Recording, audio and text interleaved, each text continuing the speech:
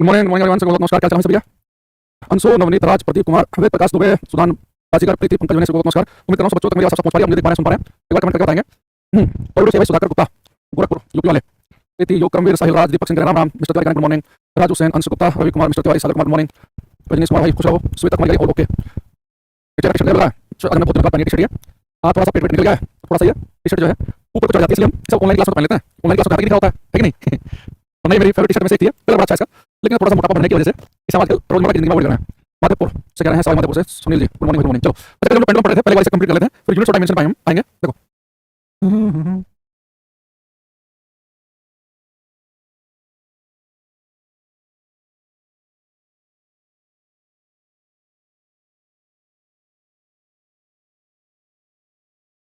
Pendulum पढ़ते हैं, class में आपको याद आ रहा हो। ये हमारे पास पेंडुलम है, ठीक, ये इसका सेंटर है, ये पेंडुलम बंधा हुआ है यहाँ पे।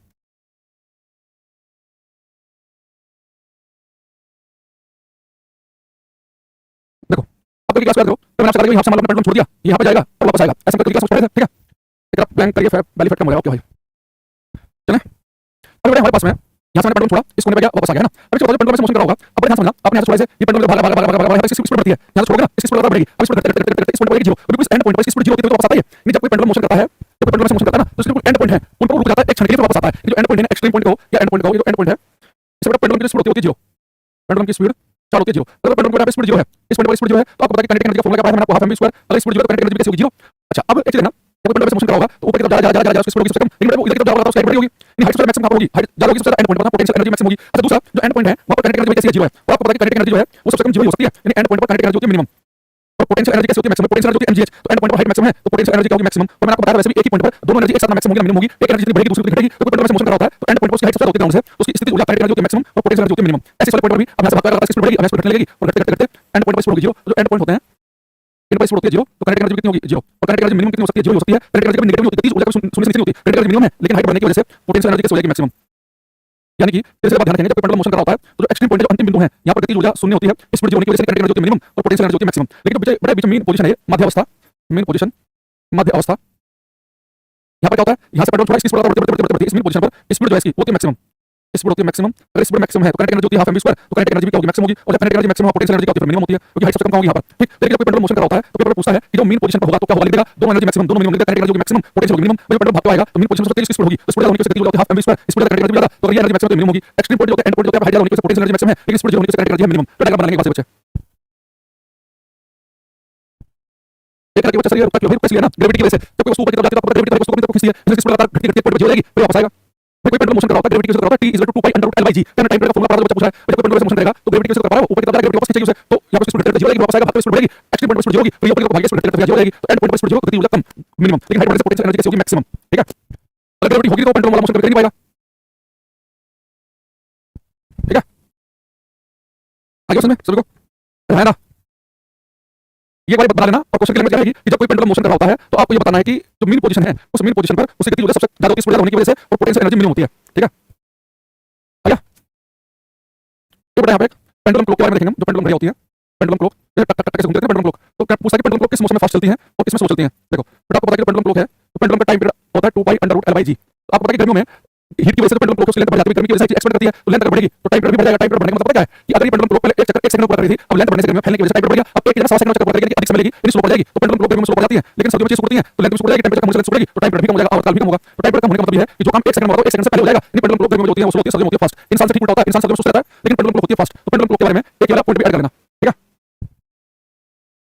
ठीक। तो जो पेंडुलम क्लॉक है, तो पेंडुलम घड़ियां हैं वो गर्मी में स्लो पड़ती हैं और सर्दियों में फास्ट हो जाती है। वजह क्या है कि गर्मी में टाइम आवर्त का लेंथ बढ़ने से बढ़ जाएगा, ज्यादा समय लेंगे तो स्लो पड़ेगी, सर्दियों में चीज बढ़ती है तो लेंथ बढ़ेगी, तो टाइम भी कम होगा, ठीक है। तो टाइम कम लगेगी, फास्ट हो जाएगी। तो मैं बता रहा हूं कोई काम बहुत जल्दी हो तो इसका मतलब है कि स्पीड ज्यादा है, फास्ट हो रहा है।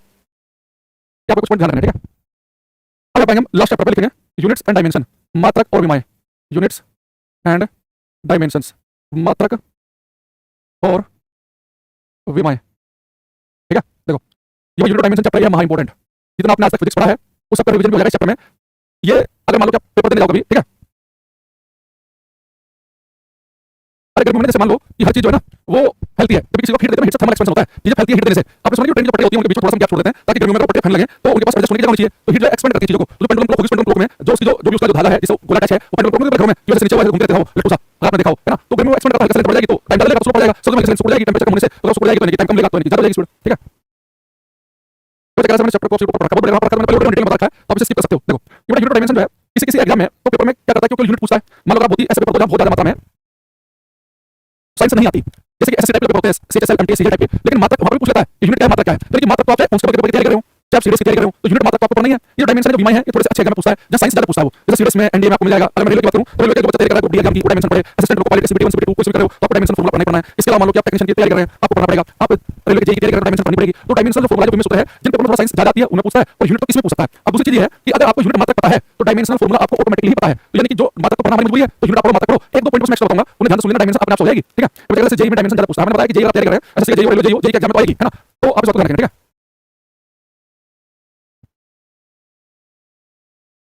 ये सब आरो के लिए सफिशिएंट है, ठीक है? अच्छा, अब हम मात्रक और विमाओं में चलते हैं, तो सबसे पहले लिखेंगे इसमें 7 फिजिकल क्वांटिटीज, 7 मूलभूत, 7 मूलभूत भौतिक राशियां, 7 मूलभूत भौतिक राशियां, ठीक है? सबसे पहले ठीक है, 7 फंडामेंटल, यहाँ पे नाम और ऐड करेंगे, हिंदी में तो बोल देंगे 7 फंडामेंटल, लिखेंगे 7 फंडामेंटल फिजिकल क्वांटिटीज, 7 मूलभूत भौतिक राशियां। वहां पर ठीक है, ये सबसे पहले तो हमें बताओ कि भौतिक राशियां क्या होती हैं। फिजिकल क्वांटिटीज का मतलब क्या है, फिर हम मूलभूत पाएंगे कि मूलभूत से मतलब क्या है, और फिर 7 कौन-कौन सी उन पाएंगे। तो मैंने लिखा 7 फंडामेंटल फिजिकल क्वांटिटीज, 7 मूलभूत भौतिक राशियां। तो सबसे पहले मैं इस भौतिक राशि बता रहा हूं, ये फिजिकल क्वांटिटीज वाली होती है। देखो, फिजिकल क्वांटिटीज भौतिक राशियां जो हैं, इन्हें ध्यान समझना, फिजिकल क्वांटिटीज हम उन्हें कहते हैं, बिना गुरुत्वाकर्षण की नहीं कर सकता, बिल्कुल नहीं कर सकता। अब फिजिकल क्वांटिटीज मतलब होता है भौतिक राशियों का मतलब होता है जिसे आप नाप तोल कर सकते हैं। जैसे मैं आपसे कहूं कि ये मेरे पास में एक डिजिटल बोर्ड है, आपको इसकी लंबाई नापनी है। अब डिजिटल बोर्ड की आपको लंबाई नापनी है, ठीक? तो डिजिटल बोर्ड की आपको लंबाई मेजर करनी है, तो आप नाप सकते हो, इंची टेप लगाओ, आप बता दोगे यहाँ से यहाँ तक इस वाले एंड से लेके इस वाले एंड तक इसकी लंबाई 75 इंच की है, आपने बता दिया। मैं कहूंगा मेरी लंबाई बताओ, आप बता दो आपकी लंबाई 6 फुट से ऊपर है। ये मान लो मैं आपसे कहूंगा कितने किलो चावल है, बता दोगे, तोल कितने किलो चावल है। तो फिजिकल क्वांटिटी होती है जिनकी आप नाप तोल कर सकते हो, यानी जिनकी वैल्यू होगी, जैसे अपने घर में 5 किलोग्राम चावल है, तो 500 की वैल्यू होगी, 5 किलो की, 4 किलो की, 3 किलो है, और किलोग्राम होगा उसका मात्रक। फिजिकल क्वांटिटी होती है जिनका एक संख्यात्मक मान हो, 5, 12, 18, 20, और जिनका एक मात्रक भी हो। तो फिजिकल क्वांटिटी होगी जिनकी हम नाप तोल कर सकते हैं, लेकिन हम हर एक चीज की नाप तोल नहीं कर सकते। मान लो मैं आपसे कहूंगा किसी कितना प्रेम करते हैं, आप बहुत ज्यादा करते हैं, आप ये बताओगे किसी प्रेम करते हैं 500 न्यूटन का, या 200 ग्राम का, या 250 ग्राम का, या 1 मीटर का, तो उसकी कोई ना यूनिट है ना उसकी वैल्यू है। आप किसी कितनी ईर्ष्या करते हैं, घृणा करते हैं, हेट कर रहे हैं, प्यार कर रहे हैं, किसी कितना चिढ़ते हैं, कितना गुस्सा है आपको, इन सब की कोई नाप तोल नहीं है। हम कहते हैं बहुत गुस्सा है, बहुत खराब करो, तो गुस्सा बहुत ज्यादा, आप कहोगे मुझे 4 किलोग्राम गुस्सा आया, तो फिजिकल क्वांटिटी में आएंगे। तो फिजिकल क्वांटिटी होती है जिनका एक संख्यात्मक मान हो और साथ में जिनका एक मात्रक भी हो। जैसे तो जो फिजिकल क्वांटिटी है, फिजिकल क्वांटिटी, ठीक है, इसकी क्या होगी, एक तो ध्यान रखेंगे, एक होगी इसकी न्यूमेरिकल वैल्यू, और साथ में होगी इसकी यूनिट, इसका मात्रक। हिंदी में लिखें तो भौतिक राशियां जो होती हैं, भौतिक कोई भी राशि हो, भौतिक राशि, इसका एक संख्यात्मक मान होगा, संख्यात्मक मान, और साथ में क्या होगा, एक इसका होगा मात्रक। जैसे फिजिकल क्वांटिटी को मैं क्यू से लिख रहा हूं, संख्यात्मक मान को मैं एन से लिख रहा हूं, और मात्रक को यू से, ठीक है? अब आपको सोचना है, एग्जांपल के तौर पर लिखूं, for example length, for example लिखूं मास, द्रव्यमान, ठीक है? ऐसे आप स्पीड, चाल, जो भी चीजें मैं आपको बता रही हैं अभी तक, उन सबको आप लिख सकते हैं। आपको देखो, आपने कहा कि एक वस्तु की लंबाई 2 मीटर की है, तो मान कितना होगा, संख्यात्मक मान कितना होगा 2, मात्रक क्या होगा मीटर। मैंने कहा कि मास जो है 4 किलोग्राम का है, तो न्यूमेरिकल वैल्यू कितनी होगी, 4 यूनिट कितनी होगी किलोग्राम। एक वस्तु की स्पीड 12 मीटर पर सेकंड, तो संख्यात्मक मान कितना होगा 12, मात्रक क्या होगा मीटर पर सेकंड। सब कुछ लिख सकते हैं, एक्सेलरेशन लिख लो, है ना, फोर्स लिख लो, मोमेंटम लिख लो, जो भी आपको मन करे, करंट, एनर्जी, पोटेंशियल एनर्जी, ये सब फिजिकल क्वांटिटी है, तो इन सबके पास वैल्यू होती है, और इन सबके मात्रक भी है, ठीक है? तो लेंथ हो, मास हो, स्पीड हो, मोमेंटम हो, फोर्स हो, एनर्जी हो, वर्क हो, पावर हो, ये सब किस में आएंगे, फिजिकल क्वांटिटी में। जितनी बातें मैं आपको बताई जिनके मात्रक हैं और जिनकी वैल्यू होती है, वो सब फिजिकल क्वांटिटी के अंदर आते हैं, ठीक है? अच्छा, और मैंने कहा कि जैसे हेट करना, घृणा करना, हेट करने की बात हुई, लव करना, किसी से चिढ़ना, है ना, गुस्सा आना, ये सब जो फिजिकल क्वांटिटी में नहीं आएंगे, क्योंकि ना कोई मात्रक है, ना कोई वैल्यू होती है। दूसरी बात एक चीज और समझना है, जो मैंने आपसे कहा कि फिजिकल क्वांटिटी है का फॉर्मूला NU, ठीक? अब मैं आपको देखना, अगर मैं आपसे कहूं कि मेरे पास में फिजिकल क्वांटिटी है लंबाई कितनी है, 4 मीटर, तो मैं 4 मीटर को 400 सेंटीमीटर लिख सकता हूं। आप सबको पता होगा कि 1 मीटर में कितने सेंटीमीटर होते हैं, आपको जी 1 मीटर में 100 सेंटीमीटर, तो 4 मीटर जो 400 सेंटीमीटर के बराबर आएगा। तो एक बात ध्यान दिया आपने कि जैसे मैंने छोटी यूनिट यूज की, मीटर तो बड़ा होता है, सेंटीमीटर कितना सही होगा, तो जैसे मैंने छोटा मात्रक यूज किया, मीटर सेंटीमीटर पाया, तो जैसे मैं मीटर से सेंटीमीटर छोटी यूनिट यूज की, तो न्यूमेरिकल वैल्यू 400 कितनी होगी, 400 कितनी होगी, 400। जितना छोटा मात्रक आप यूज करेंगे, मिलीमीटर लिया तो 4000 आएगा, तो जितना छोटा आप यूज करेंगे मात्रक, उतना बड़ा संख्यात्मक मान आएगा। यानी यहां से क्या कह सकते हैं, अगर बस यू को नीचे ले जाऊं, यहां से भी कह सकते हैं कि न्यूमेरिकल वैल्यू है और जो यूनिट है ये एक दूसरे के विपरीत अनुपाती है। जितना छोटा मात्रक उतना बड़ा संख्यात्मक मान आएगा। तो सेंटीमीटर यूज करूंगा तो 400 आएगा, मीटर यूज करूंगा तो 4000 आएगा, जितनी बड़ी यूनिट यूज की जाएगी उतनी छोटा न्यूमेरिकल वैल्यू आती है। जैसे आप 400 लिख सकते हो, 1 सेंटीमीटर में 10 मिलीमीटर होते हैं, तो आप लिख सकते हैं 4000 मिलीमीटर, तो मिलीमीटर तो छोटा होता है, तो जितना छोटा मात्रक यूज करेंगे वैल्यू उतनी बड़ी आएगी। तो न्यूमेरिकल वैल्यू और जो संख्यात्मक मान है और जो मात्रक है ये एक दूसरे के विपरीत अनुपाती है। अगर मैं किलोमीटर यूज करूं तो बहुत छोटा हो जाएगा, है ना, तो किलोमीटर तो जो किलोमीटर में बड़ा मात्रक यूज करूंगा तो संख्यात्मक मान बहुत छोटा आएगा, तो छोटी यूनिट यूज करूंगा तो संख्यात्मक मान बड़ा आएगा। तो ये रिलेशन पूछ रखा है एग्जाम में, किसी फिजिकल क्वांटिटी के संख्यात्मक मान और उसके मात्रक में क्या संबंध है, क्वेश्चन पूछूंगा आपसे, तो मेरे क्वेश्चन आ जाएगा, ठीक है? ये आपसे क्वेश्चन पूछ लेंगे तो सब लिख लेना, ठीक? तो हमारे पास में फिजिकल क्वांटिटी को क्लियर होगी कि फिजिकल क्वांटिटी को मैं क्यों लिख रहा हूं, उसका एक संख्यात्मक मान होगा, एक न्यूमेरिकल वैल्यू होगी, एक उसकी यूनिट उसका मात्रक बनेगा, ठीक है? और ये जो न्यूमेरिकल वैल्यू और यूनिट है, जितना छोटा यूनिट उतना बड़ा संख्यात्मक मान आएगा, आपस में क्या होता है, इनवर्सली प्रोपोर्शनल विद समानुपाती। इसको डाउट करो यहां तक, अरे क्लियर है सभी को? अरे सीरियस की फुल फॉर्म सेंटीग्राम सेकंड होती है भाई, 20 बार बता चुका हूं क्लास में, सेंटीमीटर ग्राम सेकंड होती है, ठीक है? तो थोड़ा सा बुद्धि का प्रयोग क्या करो। अब हमारे पास बेटा 7 का मतलब क्या है, देखो मैंने आपको लिखा कि ये फंडामेंटल मतलब देखो फिजिकल क्वांटिटी है जिनके पास में एक वैल्यू होगी और एक मात्रक होगा। फंडामेंटल का मतलब ये है कि फंडामेंटल फिजिकल क्वांटिटी वगैरह आपको उनके बारे में पता है, अगर आप उनके बारे में जानते हैं तो फिर आप बाकी चीजों को ड्राइव कर सकते हैं। जैसे मुझे मान लो कि 7 फंडामेंटल फिजिकल क्वांटिटी बताऊंगा, अगर आपको उनके बारे में पता है उनकी हेल्प से बाकी को ड्राइव कर सकते हैं। जैसे आपसे कहूं कि आपको बिल्डिंग बनानी है, तो बिल्डिंग बनाने के लिए मूलभूत चीजें क्या है जो जुड़ी नहीं है, जो बिल्कुल फंडामेंटल है, तो ये तो चाहिए आपको सर, मकान बनाने की जमीन होनी चाहिए, सीमेंट होना चाहिए, रेत होना चाहिए, है ना, ईंट होनी चाहिए, सरिया होना चाहिए, पानी होना चाहिए, फंडामेंटल है। ये चार पांच चीजें आपने दे दी तो जैसे स्ट्रक्चर को बना देंगे हम। 5 फ्लोर का बनाना है, 4 फ्लोर का बनाना है, 2 फ्लोर का बनाना है, 500 बनाना है, छोटा बनाना है, बड़ा बनाना है, और बाकी बाकी चीजें की शेप कैसे देनी है। लेकिन फंडामेंटल चीजें मकान बनाने के लिए क्या है, प्लॉट होना चाहिए, मिट्टी होनी चाहिए, रेत होना चाहिए, सीमेंट होना चाहिए, ईंट होनी चाहिए, सरिया होना चाहिए, पानी होना चाहिए, है ना, ये तो होनी चाहिए। उसका कैसे स्ट्रक्चर बना लो। वैसे 7 फंडामेंटल फिजिकल क्वांटिटी आपको ये पता है, तो इनकी हेल्प से आप बाकी क्वांटिटी को डिराइव कर सकते हैं, वो भी आपको बताऊंगा अभी। तो हम 7 फंडामेंटल फिजिकल क्वांटिटी का नाम लिखेंगे, ठीक है। चलो अब शुरू करते हैं। 7 फिजिकल क्वांटिटी कौन कौन सी है, देखो ये नाम रख लेना। पहला है लेंथ, लंबाई। एक हमारे पास में मास, द्रव्यमान। एक हमारे पास में टाइम, समय, टाइम, समय, ठीक है। एक हमारे पास में है इलेक्ट्रिक करंट, वैद्युत धारा। इलेक्ट्रिक करंट, वैद्युत धारा। एक हमारे पास में टेम्परेचर, तापमान। एक हमारे पास में अमाउंट ऑफ सब्सटेंस, पदार्थ की मात्रा। केमिस्ट्री में पढ़ा आपने कि हमारे पास पदार्थ की मात्रा है 1 मोल की, 2 मोल की, 3 मोल। तो अमाउंट ऑफ सब्सटेंस, पदार्थ की मात्रा। अरे बेटा बेसिक में पढ़ा जाता है लुमिनस इंटेंसिटी, ज्योति तीव्रता। लुमिनस इंटेंसिटी, ज्योति तीव्रता। तो लुमिनस इंटेंसिटी समझो, मैं भी क्लास में एक ट्यूबलाइट जला के कुछ रोशनी, कुछ इंटेंसिटी, कुछ चमक उसकी, अगर मैं तो लुमिनस इंटेंसिटी चमक क्लास में बढ़ जाएगी, ठीक है। तो लुमिनस इंटेंसिटी यानी कि प्रकाश की कितनी चमक है, पदार्थ की मात्रा, वैद्युत धारा, टेम्परेचर, मास, टाइम, लेंथ, ये 7 फिजिकल क्वांटिटी है। इन्हें को रख लेना भी, सारा गेम इसी होगा। जब एक बार सिंपल सा क्वेश्चन पूछ लेता है कि निम्नलिखित में से कौन सी फंडामेंटल फिजिकल क्वांटिटी नहीं है, कौन सी मूलभूत भौतिक राशि नहीं है, तो मैं क्वेश्चन आपसे पूछूं, which of the following, which of the following is not a fundamental, is not a fundamental physical quantity. निम्नलिखित में से कौन सी मूलभूत भौतिक राशि नहीं है। इंग्लिश समझोगे इंग्लिश कि कौन सी फंडामेंटल फिजिकल क्वांटिटी नहीं है, कौन सी मूलभूत भौतिक राशि नहीं है। ऑप्शन दिया उसने आपको पेपर में, टेम्परेचर, तापमान, मास, लेंथ, स्पीड। तो बताओ इनसे कौन सी मूलभूत भौतिक राशि नहीं है, तापमान, द्रव्यमान, लंबाई, चाल। तो बड़ा आंसर करोगे, क्वेश्चन को नहीं करोगे। ये आपको बताना है कि आप कर लेंगे कि नहीं।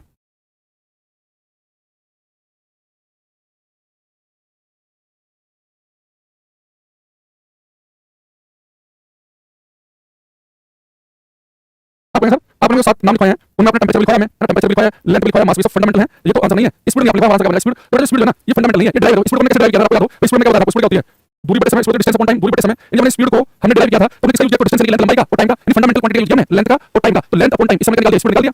तो स्पीड ड्राइव है, ड्राइव किया आपने फंडामेंटल मूलभूत भौतिक राशि का उपयोग करके। स्पीड जो है ये हमारे पास में जो फंडामेंटल नहीं है, मूलभूत भौतिक राशि नहीं है। ये बच्चा टेम्परेचर बता रहा है, मैं टेम्परेचर लिखा 5 नंबर लिखा, टेम्परेचर, लेंथ, मास, टाइम, इलेक्ट्रिक करंट, टेम्परेचर, पदार्थ की मात्रा, लुमिनस इंटेंसिटी, ये सब किस मांगी, मूलभूत भौतिक राशि मांगी। तो टेम्परेचर का, मास का, लेंथ का, स्पीड को नहीं लिखनी है। स्पीड ड्राइव्ड क्वांटिटी है, ना कि फंडामेंटल है। सुधाकर गुप्ता जी आपको दिक्कत नहीं है, हमें लगा कि ये क्वेश्चन ऐसा होगा 100% आंसर देंगे। जो बोले भाई सर ये लेट उठेगा, अरे आपकी 8:30 गुड मॉर्निंग, ठीक। चलो अब यहां पर आगे बढ़ते हैं।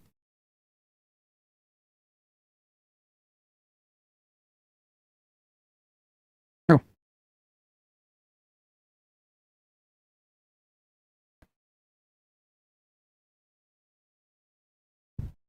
इधर मैं लिख रहा हूं फिजिकल क्वांटिटी, इधर बेटा उसका ऐसा यूनिट लिखेंगे, लिखेंगे इसका डायमेंशनल फार्मूला, वी में सूत्र, डायमेंशनल फार्मूला, वी में सूत्र। तो इधर भौतिक राशि, इधर इसके ऐसा ही मात्रक, इधर वी में सूत्र, ठीक है।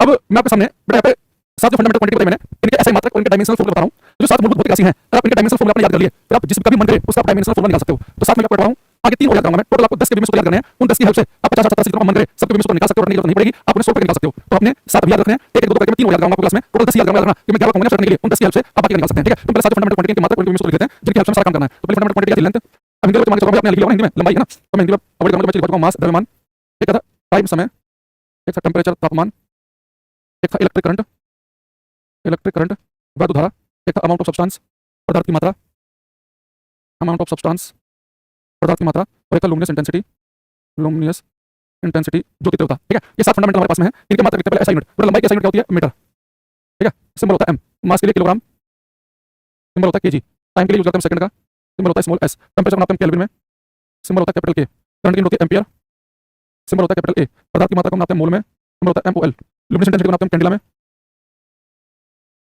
कैंडिला, सिंबल होता है सीडी, सिंबल होता है सीडी। तो मात्रा में उम्मीद कर रहा हूं कि सबको पहले से पता है। एक बात को ध्यान रखना, अगर आपने ध्यान दिया हो कि इलेक्ट्रिक करंट का मात्रक एम्पियर एक साइंटिस्ट का नाम है, टेम्परेचर का मात्रक है केल्विन एक साइंटिस्ट का नाम है। मेरा आपको मात्रक जो है ना इसे साइंटिस्ट का नाम आ जाए मात्रक, तो आप पूरा को लिख दो जैसे एम्पियर। तो मैंने सर आपको पहले बताया आपको स्मॉल लेटर से यूज करना है। अगर मात्रक किसी साइंटिस्ट का नाम है एम्पियर है तो स्मॉल से स्टार्ट होगा, लेकिन उसका सिंबल यूज करोगे तो कैपिटल लेटर से यूज होगा। तो केल्विन लिखा है, स्मॉल के लिखा नहीं है, लेकिन सिंबल क्या कैपिटल के। ये कैंडिला लिखा है और सिंबल जो लिखा है सीडी है, लेकिन स्टार्ट करेंगे यहाँ पे ये क्या है, स्मॉल सी है, ऐसा न्यूट्रल लिख दो। और आपको कभी लिखना कि फोर्स लगा 2 न्यूटन का, तो 2 न्यूटन न्यूटन लिखो तो स्मॉल एन से यूज करोगे और सिंबल यूज करोगे तो कैपिटल एन से यूज करोगे। हालांकि हम ये ऑब्जेक्टिव पेपर की तैयारी कर रहे हैं, यहाँ पे इतना फर्क पड़ेगा नहीं, क्योंकि आपको क्रिटिकल लगाना है, लेकिन आप अपने ज्ञान के लिए याद रख सकते हो कि अगर आपको किसी साइंटिस्ट का नाम अगर मात्रक है तो वो पूरा मात्रक यूज करेंगे तो स्मॉल लेटर से यूज करेंगे, ना कि कैपिटल से। सिंबल कैपिटल होगा, ठीक है। मुझे ऐसा बुक कब आएगी, फिजिक्स का आएगा कि ऑल साइकिल, पहले तो फिजिक्स का बुक आएगा। फिजिक्स का बुक जो है ऑलमोस्ट उसका सारा काम हो गया है, बिल्कुल अंतिम चरण में तो सारा काम कंप्लीट हो गया। अब जो पब्लिकेशन वाला है उनका काम बचा है, उसे वो बुक के प्रिंटिंग के हिसाब से अरेंज करना, सेट करना। मेरा जो काम था, जो क्वेश्चन प्रोवाइड करना था, सॉल्यूशन प्रोवाइड करना था, किस चैप्टर में कौन से क्वेश्चन रखने हैं, वो सारा काम मैं कर चुका हूं। और मैंने आपको पहले बताया होगा कि उसके बारे में जो मैं क्लास में पढ़ा रहा हूं सब टॉपिक से जुड़े क्वेश्चन आपको मिल जाएंगे और अपने उन क्वेश्चन को कर लेंगे। मुझे लगता है कि किसी पेपर में से बाहर कोई आएगा। मैं 11 साल में जो मैंने पढ़ाया उसके हिसाब से मैंने बनाया। जो बच्चों ने किसी ने हाल फिलहाल पेपर दिया होगा कोई भी, मेरा कोई वीडियो बैच लेना लगभग आपको सारे क्वेश्चन मिलेंगे। साइंस में ज्यादा एक्सपेरिमेंट करता नहीं है एग्जाम में, वजह क्या है? क्योंकि 10वीं क्लास तक की साइंस पूछनी है, तो वो बाकी सब्जेक्ट में पेपर पे चला जाता है। साइंस में एक फिक्स फॉर्मेट है, उसमें घुमा फिरा के पूछता है, कुछ नहीं बताओ, ठीक है? और मैंने आपको पहले बताया कि इस बारे में सारी जानकारी आपको टेलीग्राम चैनल पे ही मिलेगी। अभी तक कोई बच्चा टेलीग्राम पर नहीं जुड़ा हुआ है तो जुड़ जाना। वो 5-7 दिन में 10 दिन में जब भी इन्फॉर्मेशन आएगी टेलीग्राम पर ही मिलेगी। तो अंकुर सर फिजिक्स के नाम से जो हमारा टेलीग्राम चैनल है, जो बच्चा नहीं जुड़ा वीडियो में क्लास में हो जाना अंकुर सर फिजिक्स। और इसमें किस चैनल जुड़ना है जिसमें 40,000 बच्चे हों, जैसे 5,000 से जुड़ना फॉलो चैनल है, ठीक है? 40 पॉइंट वाले तो आप डिस्कशन में आ जाओ। अब ये आपको मात्रा याद करनी है, आपको मजबूरी है। अब इन साथ के आपको डायमेंशनल फॉर्मूला रखने हैं, ठीक है? क्या देखना देखो, ये तो मीटर लिखा है। अगर कभी पेपर में आए कि लेंथ जो है इसका डायमेंशनल फॉर्मूला लिखो, मास लिखो, टाइम लिखो, टेंपरेचर का डायमेंशनल फॉर्मूला आपको मैं नहीं लिखूंगा। सबसे पहले आपको अपने अंदर से आवाज देनी है कि मुझे डायमेंशनल फॉर्मूला नहीं लिखना, मैं तो मात्रा की यूनिट लिखूंगा, ठीक है? तो क्या करना, आप लिखना यूनिट मात्रा लिख लो, आपने लिख लिया। अगर आपको यूनिट पता है तो डायमेंशनल फॉर्मूला आपको अपने आप से पता है। मतलब यूनिट है लंबाई की मीटर, बट आज का जब भी मैं आपसे डायमेंशनल फॉर्मूला पूछूंगा सबसे पहले आप यूनिट लिख देना। जैसे स्पीड होती है मीटर पर सेकंड, तो उस यूनिट में उस मात्रा में जहां पे आपको मीटर लिखना, तो मीटर की जगह आपको कैपिटल बड़े ब्रैकेट में एल लिखना है। तो जब मीटर लिखा एल, लेकिन लेंथ है इसका डायमेंशनल फॉर्मूला क्या हो गया? एल हो गया। मात्रा में आपको किलोग्राम दिखेगा, किलोग्राम की जगह एम चिपकाना है। मीटर की जगह एल, किलोग्राम की जगह एम, सेकंड की जगह टी, केल्विन की जगह के थीटा, जो भी आपको ऑप्शन मिल जाए। एम्पीयर की जगह ए, मोल की जगह मोल, ये एन भी लिखा मिल सकता है, ठीक है? कैंडल की जगह सीडी या जेड, ऑप्शन डिपेंड करेगा, सीडी लिखा है कि जेड लिखा है। बड़ा ये रखा मान लो जब भी आज हम विमेश को लिखेंगे तो हमने क्या करेंगे, सबसे पहले लिखेंगे मात्रा। तो मात्रा में मीटर लिखेंगे, वहां पे एल लिखेंगे, किलोग्राम की जगह एम लिखना, किलोग्राम की जगह एम लिखना, तो मीटर की जगह एम लिख दो। मीटर की जगह एल आएगा, किलोग्राम की जगह एम, सेकंड की जगह टी, केल्विन की जगह थीटा, एम्पीयर की जगह ए, मोल की जगह मोल, कैंडल की जगह सीडी। ये साथ साथ रखा मान लो और आपने रख लिए तो डायमेंशनल फॉर्मूला लिखने के लायक हो चुके हो। इन्हीं की हेल्प से 87% कम हो जाएगा। 3 बताऊंगा मैं आगे चल के तो 100% कम हो जाएगा। टेलीग्राम यूज नहीं करते तो टेलीग्राम डाउनलोड करो भाई, उसमें कौन सी बड़ी बात है, जैसे व्हाट्सएप यूज करते हो वैसे टेलीग्राम होता है। साथ साथ नाम याद करोगे, मीटर की जगह एल लिखना है, किलोग्राम की जगह एम, सेकंड की जगह टी, केल्विन की जगह के थीटा, एम्पीयर की जगह ए, मोल की जगह मोल और कैंडल की जगह सीडी, ठीक है? तो अब आपका काम स्टार्ट हो गया। अब सब बच्चे अपनी कॉपी खोलो, कॉपी, और साथ में क्या करो, अभी जो पूछूंगा उसका आंसर देना शुरू करना, ठीक है? एक आपको डायमेंशनल फॉर्मूला लिखना है, मैं आपको देता हूं। डिस्टेंस दूरी का 4-5 एक साथ लिखेंगे हम। डिस्टेंस दूरी, एक डिस्प्लेसमेंट विस्थापन, डिस्प्लेसमेंट विस्थापन, डिस्टेंस डिस्प्लेसमेंट, एक लिखना आपको स्पीड चाल, एक वेलोसिटी वेग, एक लिखना एक्सेलरेशन त्वरण। बड़ा इन पांचों के डायमेंशनल फॉर्मूले बताऊं मुझे क्या होंगे और तरीका क्या है। सबसे पहले मात्रा लिखो, यूनिट लिखिए, आपको यूनिट पता है तो डायमेंशनल फॉर्मूला अपने आप से लिख दोगे। करो ये, अंश मृदुपाल, मनीष, मिस्टर तिवारी, अमन सिंह, रिंकू, सबको भाई इन पांचों के डायमेंशनल फॉर्मूला आपको लिखने हैं। तो आसान पांचों के हैं, एक कमेंट में लिखना है तो मतलब आगे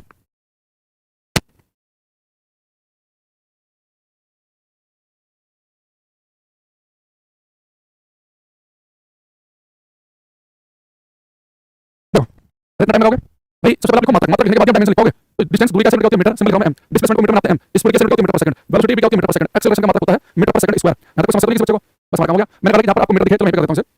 जब मीटर दिखे तो मैंने कहा कि मीटर की जगह आप क्या करना, एल चिपका देना, तो डायमेंशन फॉर्मूला इसका एल, इसका भी एल, मीटर की जगह एल लिखना, सेकंड की जगह टी लिखना है। देखो स्पीड का मात्रक होता है मीटर पर सेकंड, मीटर की जगह एल आता है, सेकंड की जगह टी, तो टी जब ऊपर जाएगा तो उसकी पावर माइनस हो जाएगी, तो एल टी की पावर माइनस 1 हो गया।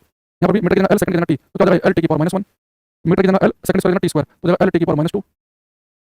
ये तो सब बच्चों ने कर पाए कि नहीं कर पाए? अब एक बात आपने आपको बताना चाहूं सिंपल से लॉजिक से भी, तो जिनके मात्रक सेम है जैसे स्पीड और वेलोसिटी, चाल और वेग, इनके मात्रक सेम है मीटर पर सेकंड, तो मेरे डायमेंशनल फॉर्मूला भी सेम आएगा। इनके डायमेंशनल फॉर्मूला भी सेम है, एल टी की पावर माइनस 1, एल टी की पावर माइनस 1। तो जिनके मात्रक सेम होते हैं उनके डायमेंशनल फॉर्मूला भी सेम आएंगे, ठीक है? अब धीरे से हम लोग बढ़ाएंगे 6। तो बस आपको मात्रक याद होंगे तभी कर पाओगे। सबके मात्रक लिखा है मैंने, लीनियर मोमेंटम, रेखीय संवेग, इधर ग्राम में थोड़ी बात छोड़ा है जो पड़ी बात में, फोर्स, बल। देखो अब लीनियर मोमेंटम का लिखना है डायमेंशनल फॉर्मूला विमेश सूत्र। तो मैंने कहा कि डायमेंशनल फॉर्मूला से पहले यूनिट लिखनी पड़ेगी। तो लीनियर मोमेंटम का मात्रक याद आपको, याद करो लीनियर मोमेंटम को लिखते हैं पी से। इसका फॉर्मूला मैं आपको बताया था मास इनटू वेलोसिटी। तो मास को लिखते हैं किलोग्राम में, वेलोसिटी लिखते हैं मीटर पर सेकंड में। उसका मात्रक बनता है किलोग्राम मीटर पर सेकंड, आपको याद रहो। अगर आपको उसका मात्रक पता है किलोग्राम मीटर पर सेकंड तो डायमेंशनल फॉर्मूला लिख दोगे। किलोग्राम की जगह एम लिखते हैं, मीटर की जगह एल, सेकंड की जगह टी, तो जाएगा एम एल टी की पावर माइनस 1, टी माइनस हो जाएगा, उसका डायमेंशनल फॉर्मूला बनेगा एम एल टी की पावर माइनस 1। अब मैं थोड़ा सा क्या हल्का सा चेंज कर देखो, बड़ा फोर्स है इसकी, तो ऐसा यूनिट होती है न्यूटन। अब आपको सर ये तो मामला फंस गया। आपने न्यूटन की जगह क्या चिपकाना होता है बताया नहीं है आपने, मैं ये बताया था अभी कि भैया मीटर की जगह एल लिखना है, किलोग्राम की जगह एम, सेकंड की जगह टी, केल्विन की जगह थीटा, एम्पीयर की जगह ए, मोल की जगह मोल, कैंडल की जगह सीडी। लेकिन आपने कहीं ये बताया कि न्यूटन की जगह क्या लिखना है, ये तो आपने बताया नहीं है कि न्यूटन की जगह क्या लिखें। तो जब कभी ऐसा हो कि बड़ा साइंटिस्ट का नाम आ जाए, जैसे फोर्स का मात्रक होता है न्यूटन, तो क्या करो, फिर आपको फॉर्मूले की हेल्प लेनी पड़ेगी। याद करो फोर्स का मैंने फॉर्मूला आपको क्या पढ़ाया था, F = m है। यहां से पता चला कि फोर्स नापते न्यूटन, तो 1 न्यूटन किसके बराबर है, यहां से पता चलेगा। मास को नापते हैं किलोग्राम में, एक्सेलरेशन को नापते हैं मीटर पर सेकंड स्क्वायर में। मेरा काम हो गया। तो फोर्स का मात्रक है न्यूटन और न्यूटन को लिख सकता हूं किलोग्राम मीटर पर सेकंड स्क्वायर। बेटा किलोग्राम क्या चिपकाएंगे एम, मीटर की जगह होता है एल, सेकंड की जगह टी, सेकंड पे स्क्वायर तो टी स्क्वायर हो गया, तो ऊपर जाएगा माइनस, तो एम एल टी की पावर माइनस 2। बेटा मैंने कहा कि आपको 10 में याद रखूंगा, तो साथ में आपको याद कर दीजिए, साथ में लिख दीजिए। एक बार फोर्स का डायरेक्ट कर लेना, इसमें फोर्स डायरेक्ट पड़ेगी। एक्स डालना जब भी आपको न्यूटन दिखाई दे, फोर्स का मात्रक होता है न्यूटन और फोर्स के डायमेंशनल फॉर्मूला बनेगा एम एल टी की पावर माइनस 2। इस पे मैं डायरेक्ट पूछता है तो इसका आगे डायरेक्ट यूज भी करेंगे। तो जब भी आपको फोर्स दिखे तो फोर्स को नापते हैं न्यूटन में, डायमेंशनल फॉर्मूला होगा एम एल टी की power minus 2, M L T की power minus 2, M L T की पावर माइनस 2। तो 700 में याद किए थे, 8 वाला टोटल सेट करेंगे, 8 वाला न्यूटन की जगह एम एल टी की power minus 2, M L T की पावर माइनस 2 बस हो गया। अब बाकी करो दो तीन देखो। एक आपको डायमेंशनल फॉर्मूला लिखना है इंपल्स आवेग का, एक आपको लिखना है dimensional formula universal gravitational constant, ये रेलवे का फेवरेट है यूनिवर्सल ग्रेविटेशनल कांस्टेंट, सार्वत्रिक गुरुत्वाकर्षण नियतांक, सार्वत्रिक गुरुत्वाकर्षण नियतांक, इसे एकदम कैपिटल जी से, ठीक है? इंपल्स और यूनिवर्सल ग्रेविटेशनल कांस्टेंट का लिखो, अपनी कॉपी में लिखना, बच्चा टाइप ना कर पाओ, तो जब मैं आंसर बताऊंगा तो समझ करके लिखना, इसे ये गलत हो रहा है। देखो बेटा इंपल्स आवेग जो है इसका मैंने आपको यूनिट बताई थी, स्पीड होती है न्यूटन सेकंड। तो न्यूटन की मैंने आपको बताया पिछले पेज में कि एम एल टी की पावर माइनस 2 क्या रखो और सेकंड की जगह टी आता है तो सोल्व करेंगे, तो क्या एम एल टी की पावर माइनस 1।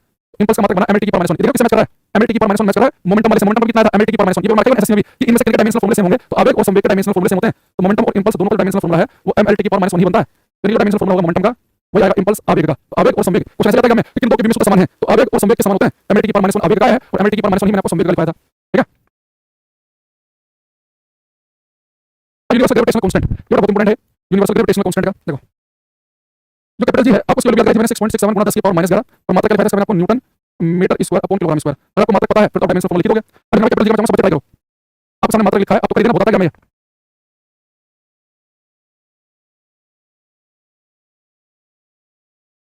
मिस्टर तिवारी बिल्कुल ठीक आंसर दिया है।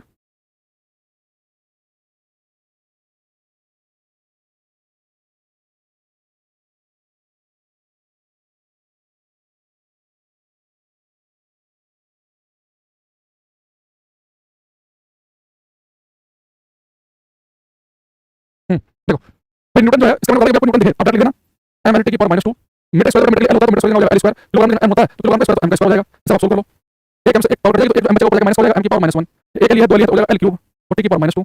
ये बड़ा डायमेंशन फॉर्मूला बनेगा। और मैंने बच्चों को बताता हूं क्लास में आप सुनेंगे ध्यान से कि अगर पेपर में कभी आपके सामने गुरुत्वाकर्षण नियतांक ग्रेविटेशनल कांस्टेंट डायमेंशन फॉर्मूला आ जाए, अगर कभी आ गया तो ध्यान देना कि आप सोल्व करने मत बैठना, ऑप्शन देखना जिस ऑप्शन में आपको पावर 1 भी मिले 2 भी मिले और 3 भी 1 2 3 पावर देखें 1 2 3 समझना कि वो ऑप्शन सही है। ग्रेविटेशनल जो कांस्टेंट है इसके फॉर्मूले में 1 2 3 पावर आती है। आपने चार ऑप्शन देखे मतलब किसी ऑप्शन में पावर 4 लिखी है 5 लिखी ऑप्शन गलत है, इसमें यहां पर भी स्क्वायर स्क्वायर लिखा है 3 है भी गलत है। तो जिस ऑप्शन में 1 2 3 तीनों पावर देखेंगे 1 2 3 भी दो ऑप्शन ऐसा है जब 1 2 3 दिखा फिर आपको पता चलेगा कोने वाले माइनस वाले हैं एमओटी और बीच वाला प्लस है, आप सोल्व कर लेना रिस्क मत लेना। अगर एक ही ऑप्शन ऐसा हो जब 1 2 3 दिखे तो बिना सोचे समझ के लगा के बढ़ जाना। अगर एक ही ऑप्शन ऐसा हो मान लो ऑप्शन ऐसा आ गया mlt की पावर -2, एक मान लो ऑप्शन ऐसा आ गया m square l square t की पावर -4, एक ऑप्शन आ गया m l क्यूब t की पावर -3, एक ऑप्शन आ गया ये। तुमने देखा यहाँ 1 2 3 नहीं गलत है, यहाँ पे 1 2 3 नहीं है, 3 लिखा गलत है, 1 2 3 एक ही ऑप्शन है तो सोल्व करने से टिक लगा देना। अगर दो ऑप्शन में से कर देंगे 1 2 3 दिखे तो आपको साइन का ध्यान रखना पड़ेगा तो आपको सोल्व कर लेना साइड में है ना। एक मान लो केवल ऐसा तो कर गया वो लगा ये 2 3 4 1 2 3 नहीं है 1 2 3 नहीं है 1 2 3 नहीं है 1 2 3 जो है वो केवल मुझे आप दिखाई दे रहा है इस वाले में, तो बात बन जाएगी, ठीक है। क्वेश्चन हम अब लिखेंगे 10वां, अब लिखेंगे वर्क कार्य। अब वर्क है इसकी यूनिट होती है जूल। आपको जूल के बारे में आपने कुछ नहीं बताया, जैसे आपको फोर्स की यूनिट न्यूटन, न्यूटन जब साइंटिस्ट का नाम आया था मैंने फॉर्मूला हेल्प ली थी, ऐसे वर्क को नापते जूल में साइंटिस्ट का नाम आ गया फॉर्मूले की हेल्प ले लो। वर्क का फॉर्मूला होता है Fs cos theta, but work को नापते जूल में 1 जूल इसके बराबर होगा फोर्स के लिए न्यूटन, फोर्स के लिए न्यूटन और एस का फॉर्मूला डिस्प्लेसमेंट विस्थापन, विस्थापन के लिए क्या होता है मीटर। जब सोल्व कर लो तो न्यूटन के लिए मैंने क्या दिया mlt की पावर -2, मीटर के लिए मैंने क्या दिया l तो बन जाएगा ml स्क्वायर t की पावर -2। बेटा नोवा को याद करना है और आज कल आपको जूल लिखा मिल जाए तो साथ में आपको क्या करवाए थे 8 वाला कि न्यूटन की जगह mlt की पावर -2 लिखेंगे और नोवा का याद करना कि ml स्क्वायर t की पावर -2। तो आज के बाद ये बहुत यूज करेंगे और आज कल आपको किसी फॉर्मूले में जूल दिख जाए तो सीधे सीधे याद लेना ml स्क्वायर t की पावर -2, ml स्क्वायर t की पावर -2, ठीक है। ml स्क्वायर t की पावर -2 देखो याद करोगे शुरू के साथ याद थे सब दिए थे 8 में आपको न्यूटन जान के तो mlt की पावर -2 और जूल जान के ml स्क्वायर t की पावर -2। तो बहुत इंपॉर्टेंट है। अब यहां पे मैं चाहूंगा आप आंसर दें, एक आपको बताना है कि जो एनर्जी है ऊर्जा इसका डायमेंशनल फॉर्मूला क्या होगा, एक बताएंगे आप मुझे और बल आघूर्ण का क्या होगा। करो 11 और बड़ा करना है आपको।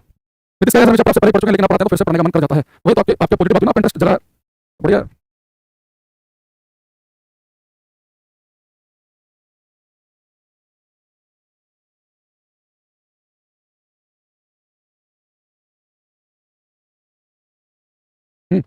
ऐसा कोई गल नहीं, मानसो परेशान क्यों हो रहे हो। देखो बेटा एनर्जी है ऊर्जा इसे मैंने किस आपको जूल में आपको जूल दिखा तो बचा नहीं, जूल का मैंने क्या दिया हुआ है ml स्क्वायर t की पावर -2। अच्छा टोटल बल आघूर्ण इसका मतलब क्या है आपको वो टोटल फॉर्मूला लिखा है आपको rf sin theta. Total force आपको न्यूटन में ये दूरी बनाते मीटर में, न्यूटन मीटर हो गया और आपको पता है न्यूटन मीटर होता है जूल के बराबर होता है न्यूटन मीटर, तो सभी क्या आएगा ml स्क्वायर t की पावर -2। ये भैया रहना पेपर में आ चुका है कि किसका डायमेंशन फॉर्मूला सेम है, जो डायमेंशन है वर्क की वही एनर्जी की है और वही टॉर्क की है, इनके डायमेंशन फॉर्मूला तीनों के सेम है। इसका भी ml स्क्वायर t की पावर -2 है, इसका भी ml स्क्वायर t की पावर -2 है, इसका भी ml स्क्वायर t की पावर -2 क्यों वर्क बनाते जूल में एनर्जी को जूल में आपके दोनों सेम ही होगा, टॉर्क बनाते न्यूटन मीटर में और न्यूटन मीटर किसका होता है न्यूटन मीटर जूल का होता है, तो इसलिए इसका भी सेम आया, तीनों का सेम है, बहुत काम की चीज है। तो आज के लिए लेते हैं कल की क्लास में खत्म करने की कोशिश करेंगे, ठीक है। तो आज के लिए इतना ही, बाकी मिलते हैं कल की क्लास में, ओके। तब तक के लिए thank you bye take care everybody bye.